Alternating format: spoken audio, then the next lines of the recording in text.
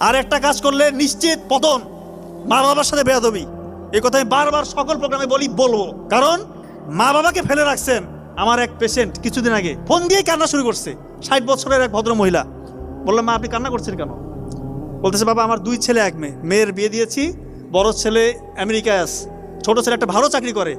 আপনাদের আঙ্কেল মানে আমার হাজবেন্ড 5 বছর আগে মারা গেছে। এখন আমি একা থাকি, ঢাকার একটা বাসায় উনি একা থাকে। বলতেছে, বাবা আমার রাতে ঘুম আসে না, মনে হয় আমার ছেলেটা যদি আমাকে একটু জায়গা দিত। বলে, কেন জায়গা দেয় না কেন? যে সে জায়গা দিচ্ছে না, বলতেছে আমি থাকলে নাকি তার ডিস্টার্ব হচ্ছে, তার সংসার টিকছে না।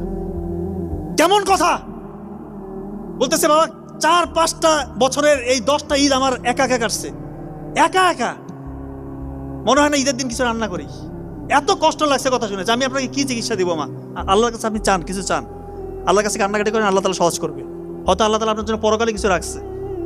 আসলে ওনাকে আমি কি বলবো?